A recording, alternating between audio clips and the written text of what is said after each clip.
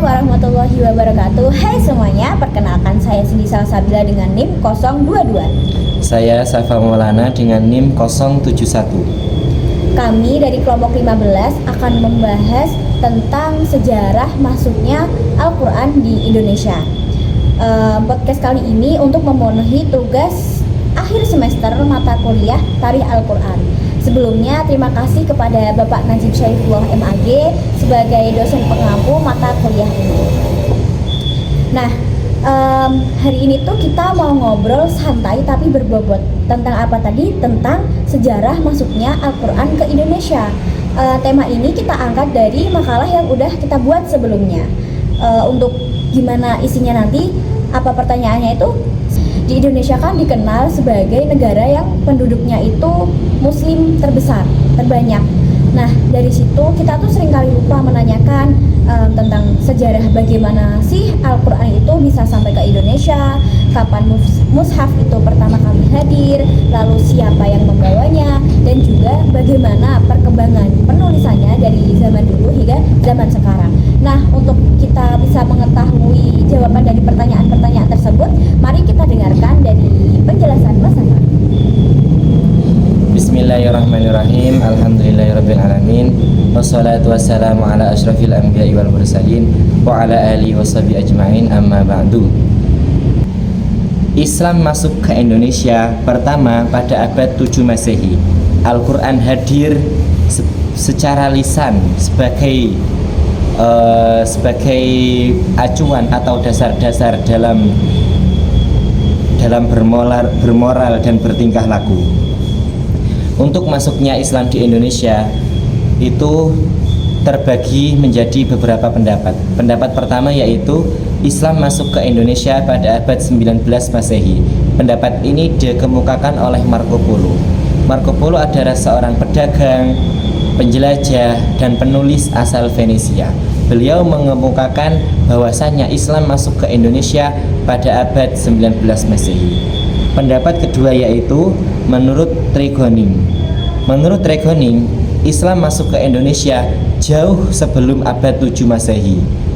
Beliau berpendapat seperti ini karena beliau melihat sudah banyak pelabuhan di Nusantara itu sudah dikuasai oleh orang-orang asal Gujarat, Arab, dan India. Tregoning merupakan seorang guru besar, seorang Raffles Professor di University of Malacca. Itulah pendapat beliau tentang masuknya Islam di Indonesia. Nah, dari pendapat-pendapat tersebut bisa diketahui bahwasannya Al-Quran itu telah masuk pada abad tersebut, namun itu secara lisan. Belum ada mushaf atau cetakan yang lengkap Al-Quran yang masuk ke Indonesia. Lalu pada tahun 1272, pedagang yang bernama Abu Ishaq Al-Makki, yaitu seorang pedagang dari Mekah, itu berlabuh dan sampai di pelabuhan Lamuri, yaitu di Aceh. Untuk mengawali perdagangannya di tanah Aceh, beliau itu bersilaturahim dengan Raja Samudra Pasai saat itu. Raja saat itu bernama Sultan Malik As-Saleh. Sebagai tanda terima kasih atau sebagai hadiah, Abu Ishaq Al-Makki itu memberikan mushaf lengkap, memberikan cetakan mushaf lengkap kepada Sultan Malik As-Saleh tersebut. Lalu Sultan Malik As-Saleh tersebut menaruh atau menyimpan mushaf hadiah dari Abu Ishaq Al-Makki tersebut di Masjid Samudra Pasai. Mushaf tersebut menjadi acuan, menjadi sumber utama yang digunakan oleh para ulama setempat untuk mengajarkan ilmu tilawah, ilmu belajar Al-Quran, dan lain-lain. Jadi bisa ditarik kesimpulan bahwasanya Al-Quran cetak, Al-Quran yang berbentuk mushaf itu pertama kali masuk ke Indonesia pada tahun 1272 yang dibawa oleh Abu Ishaq Al-Makki dan diberikan kepada Sultan Malik As-Saleh selaku Raja Samudra Pasai pada saat itu. Itulah sejarah awal masuknya Al-Quran di Indonesia. Yang kedua yaitu tentang proses penerbitan dan awal percetakan mushaf di Indonesia. Mushaf banyak dicetak dan banyak disalin di Indonesia. percetakan awal Al-Quran adalah dengan menggunakan metode litografi. Metode litografi yaitu metode menyalin atau mencetak mushaf dengan cara cetak, atau bisa disebut metode litografi ini metode kuno, karena waktu itu belum ada mesin cetak modern yang bisa digunakan untuk mencetak mushaf. Maka metode litografi lah yang digunakan untuk mencetak mushaf pada saat itu. Itu terjadi pada abad 19 Masehi. Nah, ketika masuk ke abad 20 Masehi sudah ditemukan banyak mesin cetak modern. Nah, dari sinilah Al-Quran itu dicetak dengan mesin cetak yang modern. Orang yang pertama mencetak mushaf dengan mesin cetak modern yaitu salah satunya adalah Salim Nabhan dari Surabaya dan Afif dari Cirebon. Mereka mulai mencetak mushaf dengan mesin cetak yang modern dengan jumlah besar-besaran, yaitu pada abad 20 Masehi tersebut. Nah, dengan banyaknya mesin cetak modern dan dengan banyaknya percetakan, lalu Kementerian Agama ini membentuk sebuah organisasi atau membentuk sebuah lajnah, yang mana lajnah tersebut itu mentashih atau meneliti Al-Quran yang dicetak sebelum diterbitkan ke masyarakat untuk memastikan Quran tersebut itu akurat dan benar-benar sesuai dengan Al-Quran yang sebelumnya. Itulah tugas dari lajnah yang dibentuk oleh Kementerian Agama pada saat itu. Jadi bisa diambil kesimpulan bahwasannya Al-Quran itu pertama kali dicetak itu pada abad ke-19 dengan metode litografi. Nah, pada abad 20 Masehi ini Al-Quran mulai dicetak dengan mesin cetak modern. Orang yang pertama yang melakukan tersebut salah satunya adalah Salim Nabhan dari Surabaya dan Afif dari Cirebon. Yang selanjutnya yaitu perkembangan penulisan Al-Quran di Indonesia. Perlu diingat ya bahwasanya perkembangan di sini itu maksudnya perkembangan Al-Quran di masyarakat, bukan perkembangan Al-Quran dalam tulisannya. Karena Al-Quran masuk ke Indonesia itu sudah lengkap, sudah sempurna, sudah ada titiknya, sudah ada harokatnya, dan sudah ada cara membacanya. Jadi Al-Quran masuk ke Indonesia itu sudah lengkap. Nah, perkembangan yang kita maksudkan di sini adalah bagaimana Al-Quran tersebut itu bisa berkembang di masyarakat. Nah, kita bicara agak mundur sedikit ya, bahwasanya Al-Quran itu sudah ada titiknya. Siapakah yang mencetuskan titik di Al-Quran tersebut?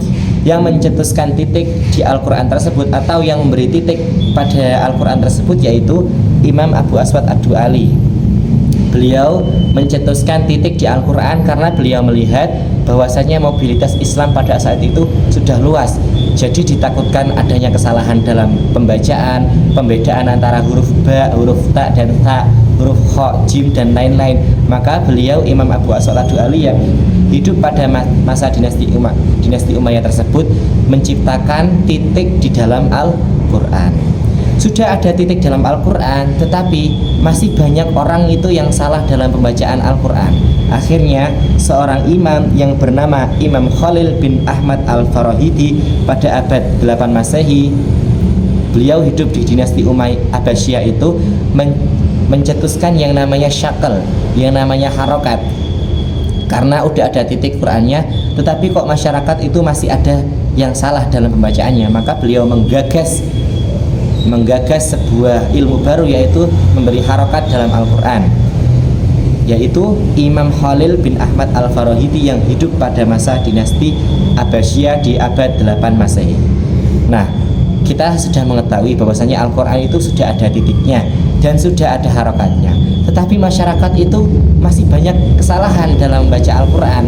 Nah, dari sinilah Imam Abu Ubaid Qasim bin Salam pada abad 8 Masehi yang juga hidup di dinasti Umayyah itu menciptakan teori atau menuangkan pemahaman yang waktu itu secara praktis ditulis sebagai pemahaman yang teoritis, yaitu pemahaman tentang ilmu tajwid. Jadi Abu Ubaidah Qasim bin Salam ini mencetuskan yang namanya teori ilmu tajwid, yaitu tentang terminologi idhar, idgham dan lain-lain. Nah, dari sinilah kita ketahui bahwasanya Al-Qur'an yang masuk di Indonesia itu sudah sempurna, sudah ada titik, sudah ada harokat, dan sudah ada ilmu tajwidnya. Nah, seperti itu ya. Jadi sekali lagi perkembangan yang kita maksudkan di sini yaitu perkembangan Al-Qur'annya di masyarakatnya, bukan perkembangan Al-Qur'an secara penulisannya, karena Al-Qur'an sudah sempurna. Al-Qur'an berkembang pesat di Indonesia. Berkembang pesat karena ajaran-ajaran Al-Qur'an itu bersifat dinamis dan tidak ada kasta-kasta. Karena waktu itu ajaran Hindu dan Buddha di Indonesia itu menerapkan sistem kasta. Ada kasta ksatria, kasta waisya, dan kasta sudra. Mereka itu sangat rasis dalam bersosial gitu. Jadi kalau orang yang kastanya sudra, orang yang rendahan itu tidak boleh menyebut dirinya sebagai kawulo, tidak boleh menyebut dirinya sebagai ingsun. Mereka boleh menyebut dirinya itu sebagai kawulo alit. Nah, dari sinilah diketahui bahwasanya agama Hindu dan Buddha yang terjadi di Indonesia tersebut itu benar-benar rasis dan benar-benar menciptakan kesenjangan sosial gitu. Lalu datanglah Islam, datanglah Al-Qur'an yang mana semua orang itu sama. Semua manusia itu sama, yang membedakan hanya ketakwaannya. Nah, dengan nilai-nilai moderasi seperti inilah Al-Qur'an itu bisa diterima oleh masyarakat, bisa diterima luas oleh berbagai lapisan masyarakat gitu. Nah, Al-Qur'an sangat berkembang pesat ya dari situ tadi. Terus para ulama-ulama Indonesia itu memikirkan bagaimana sih cara Al-Qur'an itu dipahami, supaya Al-Qur'an itu tidak hanya dibaca, supaya Al-Qur'an itu benar-benar hidup dalam kehidupan mereka, hidup dalam tingkah laku mereka, hidup dalam moralitas mereka, hidup dalam sosial mereka itu sebagai bagaimana. Akhirnya dari sinilah Al-Qur'an berkembang, yaitu para ulama menggagas untuk menafsiri Al-Qur'an. Jadi Al-Qur'an itu banyak ditafsirkan ke bahasa-bahasa Indonesia, yaitu bahasa Bugis, bahasa Sunda, bahasa Jawa, dan lain-lain. Nah, dari sinilah Al-Qur'an sangat berkembang pesat di Indonesia, di Nusantara khususnya Indonesia, karena Al-Qur'an banyak diterjemahkan ke bahasa mereka, sehingga mereka itu bisa memahami esensi atau isi dari Al-Qur'an tersebut. Nah, ulama-ulama tersebut yaitu salah satunya yaitu Quraisy Shihab. Beliau menafsirkan Al-Qur'an semuanya, yang karya beliau yaitu tafsir Al-Misbah yang menafsirkan Al-Qur'an seluruhnya. Itu tafsir Al-Qur'an bahasa Indonesia oleh Quraisy Shihab. Kemudian tidak hanya ulama tersebut, banyak ulama seperti Buya Hamka yang mengarang tentang tafsir Al-Azhar. Kemudian Syekh Mahfud Termas, beliau juga mengarang tafsir yang bernama tafsir Al-Bayan. Kemudian Syekh Nawawi Al-Bantani yang mengarang tafsir bernama tafsir Munir. Tafsir ini berbahasa Jawa Pegon.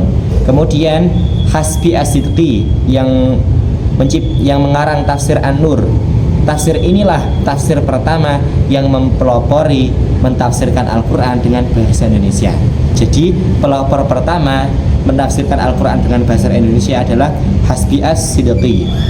Kemudian Mbah Soleh Darat Semarang, beliau juga ikut andil dalam mengembangkan perkembangan mushaf di Indonesia dengan menafsirkan Al-Qur'an dengan bahasa Jawa Pegon pertama.